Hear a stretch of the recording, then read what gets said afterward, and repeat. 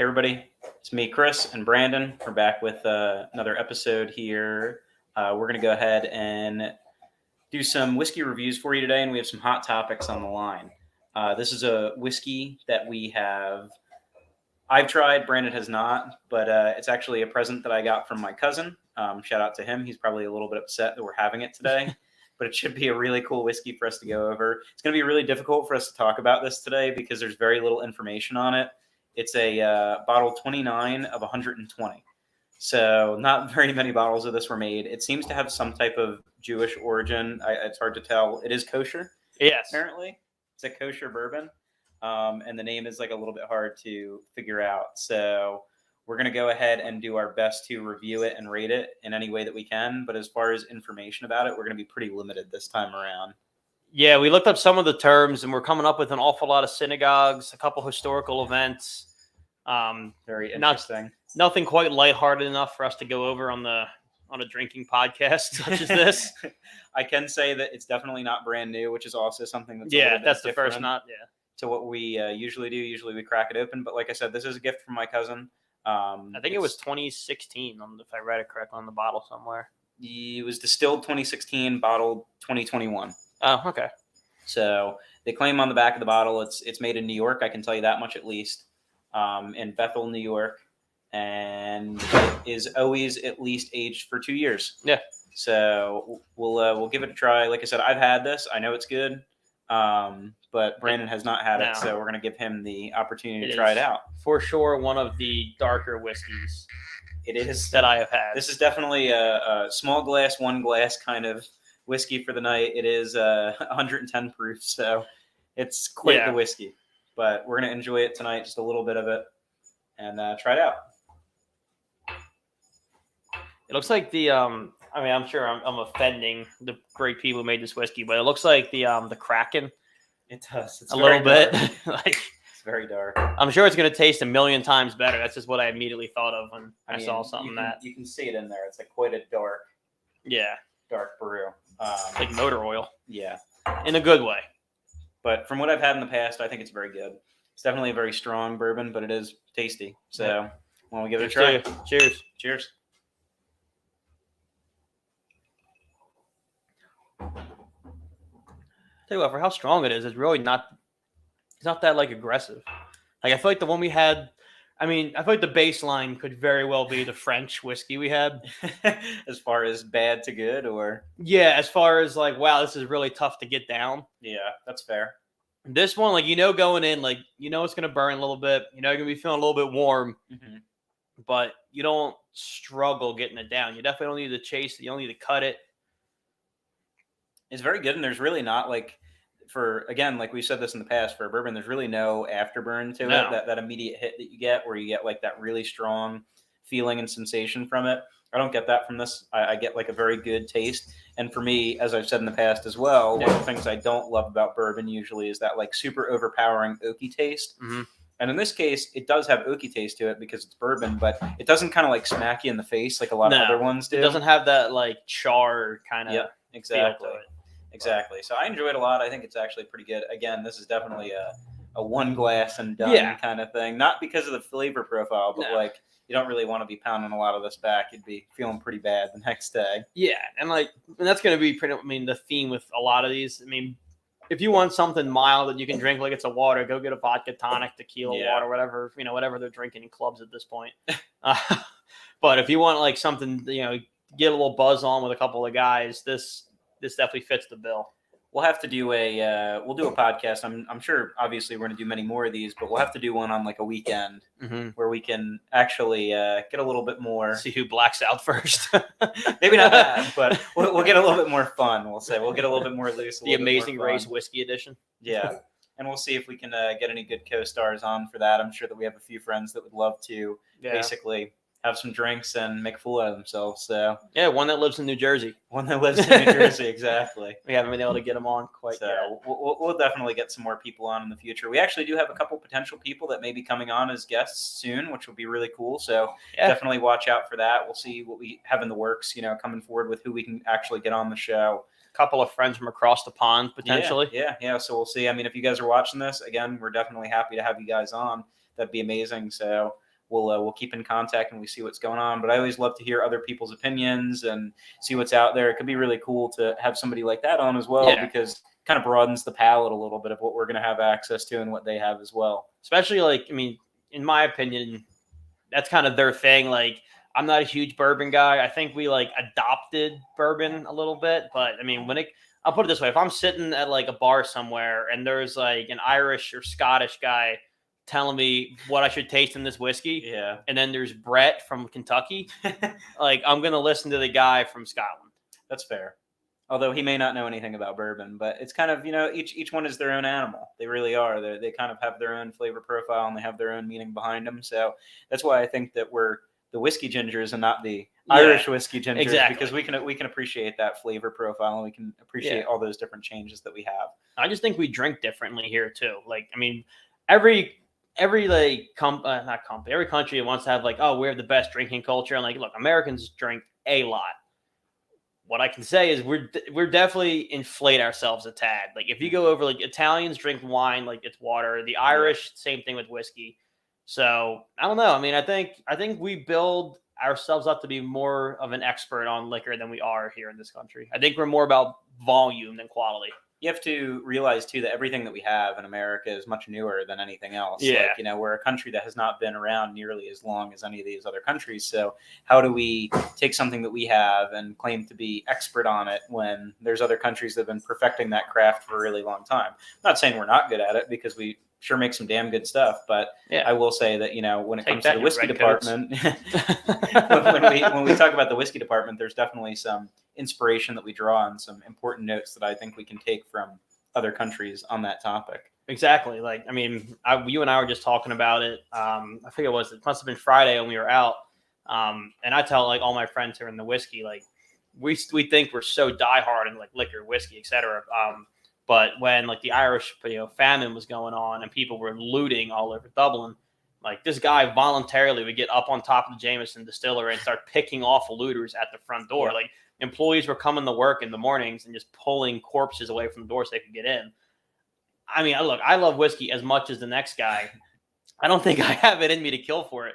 Legend has it that gentleman and his like family lineage never paid for a Jameson. Someone can fact check me on that, but that's the kind of stuff I'm talking about. Like it's like life or death religion for some people. And I think that that story would be amazing if it's true, and I hope that it's true. Yeah. But even if it's not, you have to think about the image and basically the publicity that gives. I'm gonna look Jameson. That up. Either way, it's a kick-ass folklore. It is really cool, but I mean, like, there could be a chance that it's total bullshit, and that's fine if it is. It's just, it would be amazing for them if it was true, or even if it wasn't. Yeah, I'll tell you that. Yeah, so I'll have to do a little bit of research on that. It's not as easy as I thought I was gonna find.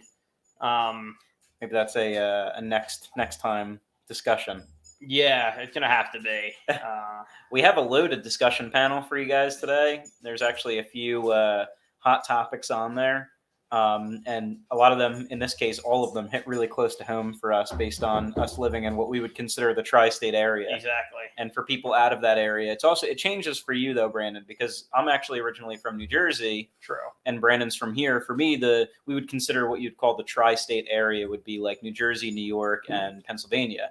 And for you, I think it's a little bit different. Typically, you consider it like Pennsylvania, New Jersey. I knew it. Oh, it is true? Yes. There was a man named Frank who would sit atop the malt house. Where the hell? Come on. Where is it? I knew it was here. Grandpa the Sniper Review. Family Tale of a Brave Man of 1916. Frank Schuldeis, legend in the whiskey community, would sit above the malt tower at the Jameson Distillery with his sniper rifle. I knew it. There you go. Shout out to him. There'll never be another one quite like Frank. That is very true. So anyway, you were saying. So what I was saying is, like, for me from Jersey, the tri-state area is like New York, New Jersey, and Pennsylvania. For you, I've heard that it's a little bit different in PA. They consider it like Pennsylvania, New Jersey, and Delaware For the tri-state? Yeah. I mean, Or does New York make an appearance in there? I guess it maybe depends on where you are. I always thought the tri-state was like PA, Jersey. I always call it PA, Jersey, like New York, because then like Delaware has like Delmarva, where it's Delaware, Maryland, Virginia. No, I get that It's too. like the tri-state's like your heavy hitters. Mm-hmm. And then, I mean, New Jersey's there too, but it's PA and New York, Delaware, Maryland, Virginia. Like, what do they got? I mean, they got DC. Who the hell? Who else cares? Like, only like the nation's capital is there. That's nothing, right? What have you done for me lately? So on the topic of states and everything else, we decided to pick something that's a little bit close to home today to talk about. And on the first one of those, we're going to talk about Central Jersey, because we might, if it exists, if it's there, or if it doesn't exist. Brandon clearly is opposed to it being in existence. Yeah. And for me, where I grew up in Jersey, in my opinion, was Central Jersey. And the greatest example I gave to this, and you can rebut with your facts, I'm sure you have them, or your ideology, is for me, there's, the New Jersey Parkway is basically the main highway system that goes through New Jersey. And let's say they have, I'm not sure on the exact number, let's say they have 160 exits, which is close. There might be a little bit more than that, I'm not sure. But let's say there's 160. I grew up in a town that is at exit 82 on that list. So for me, I consider that right in the center of the state. And what I also see there is that it divides the state based on certain things. And to your point, you can say what you believe as far as what makes them different, correct? Yeah, so my whole criteria for states going into this was like discernible differences. Like, I'm from PA, so Southern PA, you have like Philadelphia, like anchored Southern Pennsylvania. When you get to Central PA, it is all farms. It's the coal region, and not anymore, but they had their identity as being like a coal producing region. Then you go further west, it's still coal, but you have Pittsburgh, you have the rivers. And then obviously when you get far enough north, you're up in the Appalachian Mountains, you're up near New York. So everything has its own niche. Whenever anyone's explained Central Jersey to me, it's not quite north and it's not quite south.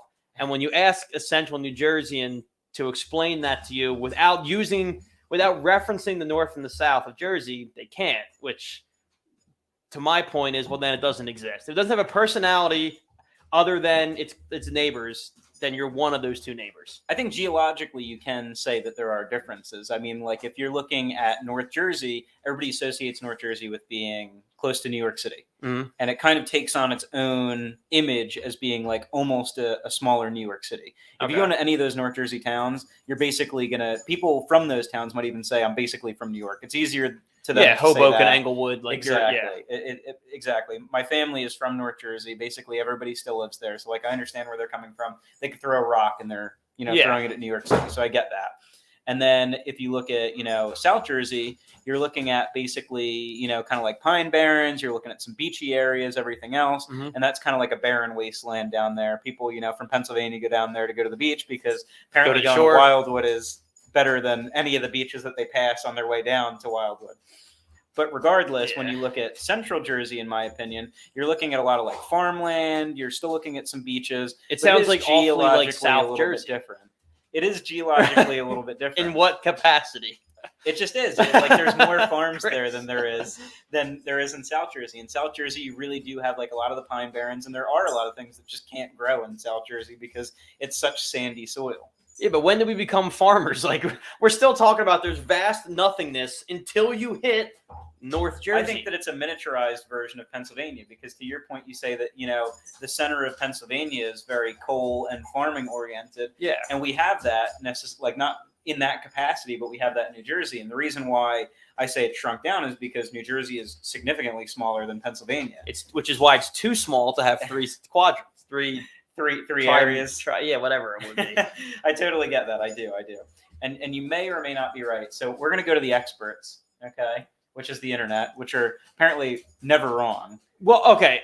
The experts is a really strong term. We're looking at an article on a website called Asbury Park Press. This published this. Yeah, but if you scroll down a little bit, their source material is tweets. It may or may not be. we're not getting maps or anything here. So let's go to what we have here. So it says Central Jersey. So the tagline on it is Central Jersey exists? Question mark.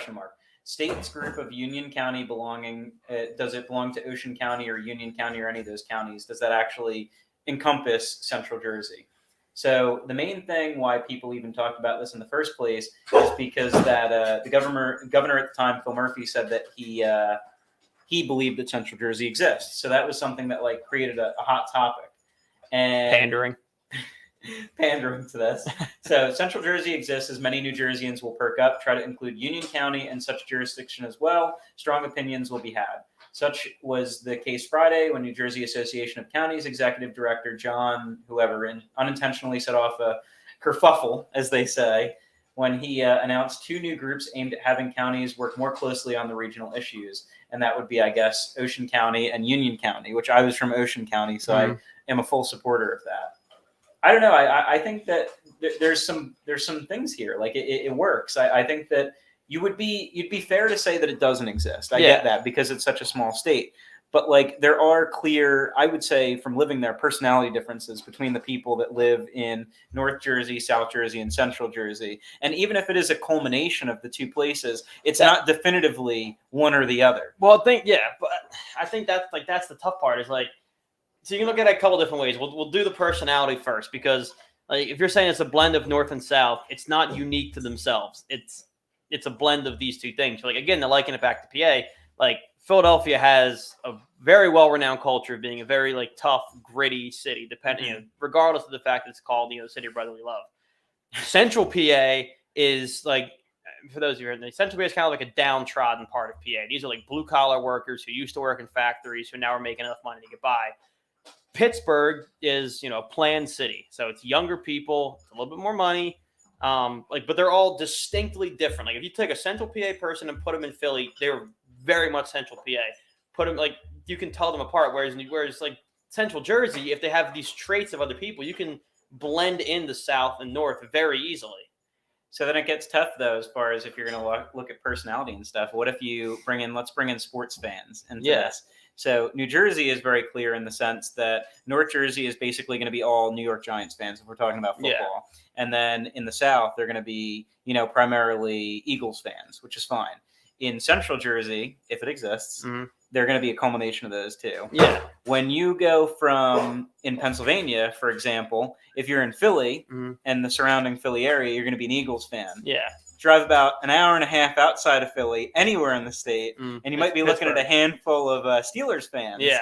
So does that mean that Central PA doesn't exist because they share a sports affiliation with the west part of the state? Because I feel like personality-wise, that's kind of a tough argument. That's kind of a a double standard, if you will. It's hard to take sports into it because sports are people's personalities. 2, sports is such a flawed logic, but you have to take into account there's people in PA who, for some reason, love the Cowboys. Mm-hmm. So it's not purely regional. You also have to take into account transplants, which makes it hard. But there was an argument. I feel your argument's slipping a little bit, Brandon. I don't think it is. I mean, we're talking about personality, and fandom and personality are so extraordinarily different. But to go back to, one of the other points you brought up earlier on was that, we have 160 exits, let's say, in New Jersey. And you're at exit 82, give or take, right? Yeah. The easy argument would be, okay, well, you're north of 80, that's north. I'll even give you that. But let's look at it mathematically. You got 160, right? Yeah. You could split that evenly, 80 and 80. Uh-huh. Can you split that into 3? I mean, in some way, yes. It's going to be a little weird. It's going to be a little bit odd. So there's no middle, there's no middle section. There's a north and a southern section. If you want to split that state evenly, you can't split it evenly 3 ways. All right. Well, I think that we've probably reached our time on the Central Jersey. Maybe we'll not necessarily because retouch on it. Maybe we'll retouch on it. But this one is also interesting because it kind of segues into it. And this, I think, is a little bit more of a definitive split between the state, but it does spill over, just like and this one we actually agree on. Just like Giants and Eagles kind of spills over into Central Jersey because it's there. Yeah. We have Taylor ham versus the pork roll argument. And I'm not sure if this argument even extends outside of New Jersey. I feel like no one else cares. This is literally one else gives a New Jersey argument. You have people literally it's Canadian bacon to the rest of us. You have like people down each other's throats about like the difference between Taylor ham and pork roll. And I got to be honest, most people watching and most people like in general probably don't even know what pork roll or Taylor ham is. True.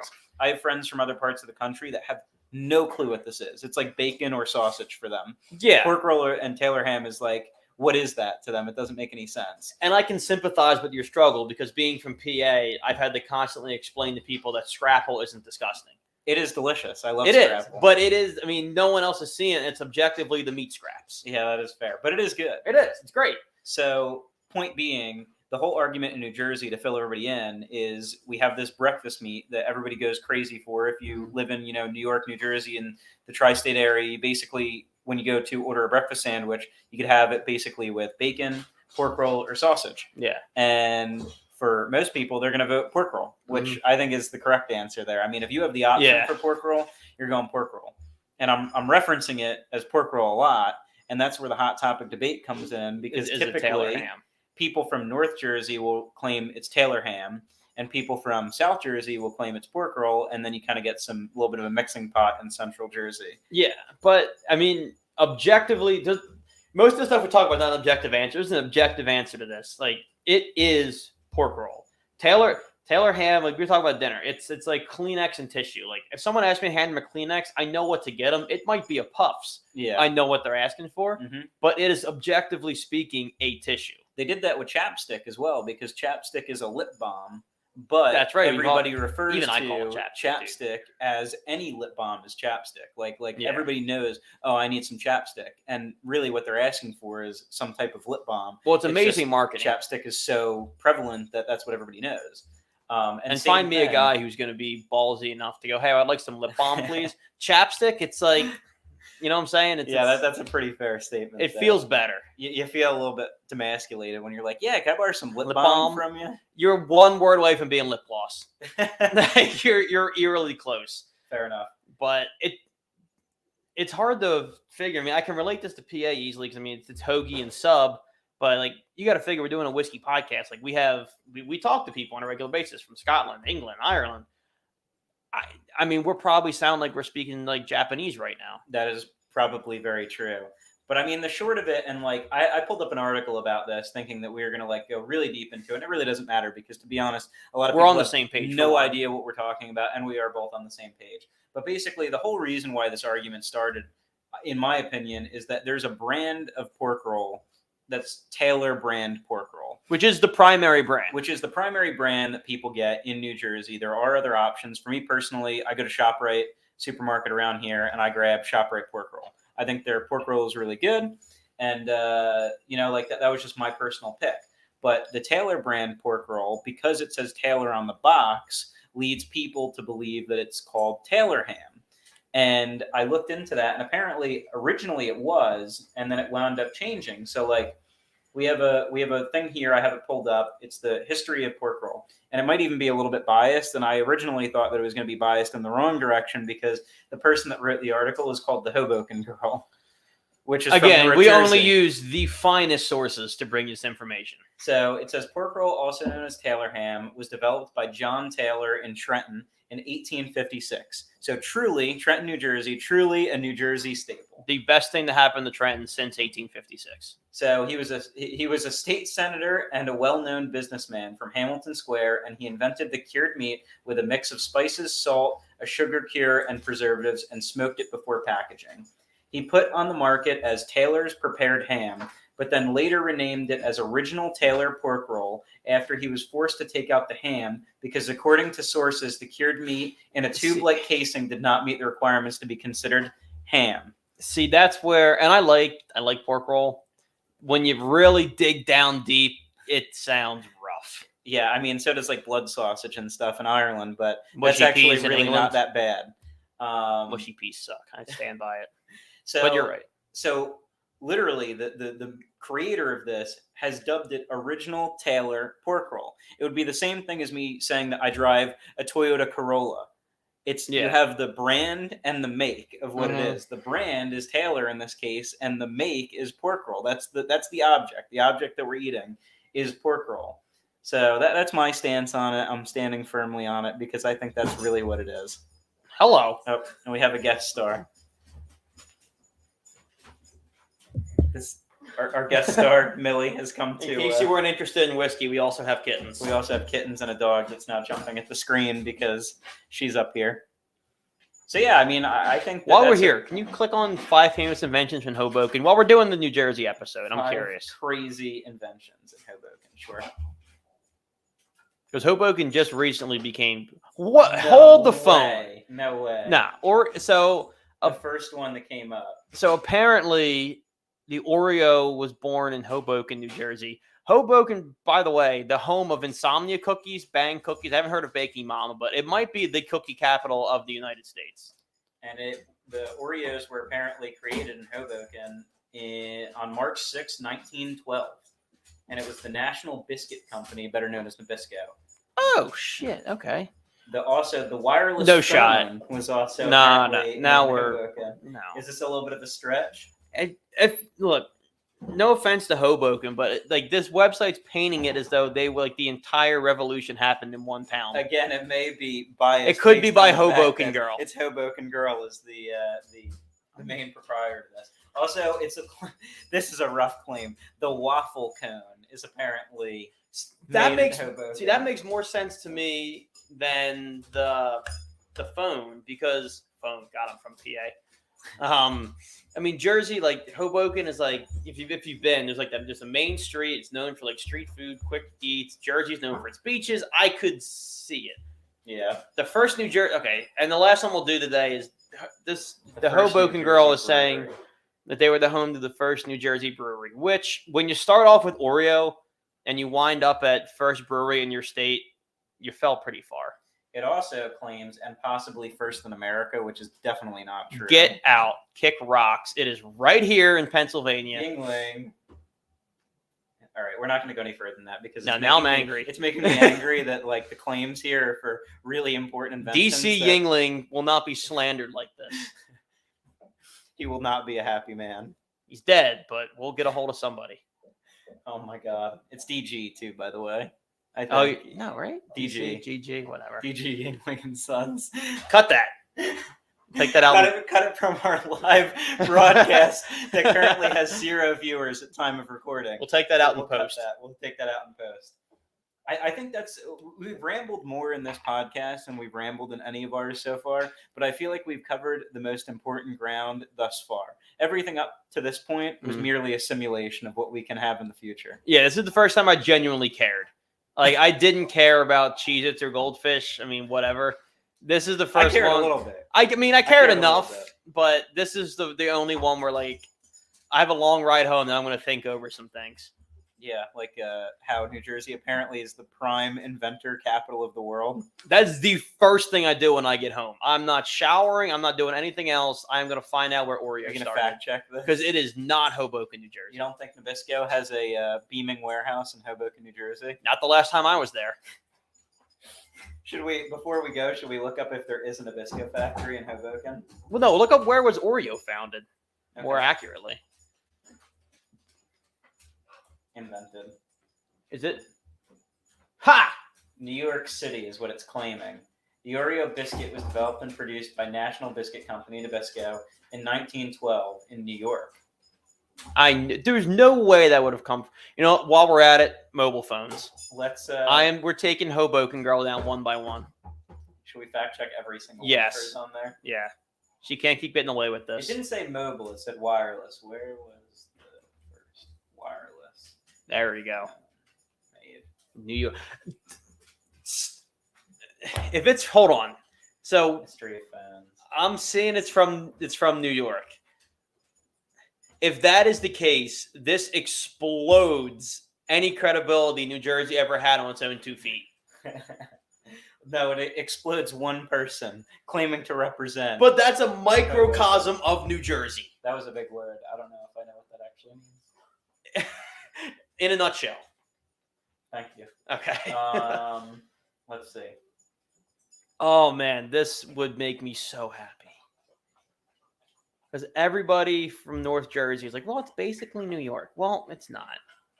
Maybe that's where they got the credit from. They're stealing credit from New York. That's what we're dealing with here. It doesn't say on this one. I'm having a hard time. Our off-site fact checker did just come off the wire and say that it was built in New York. Wow.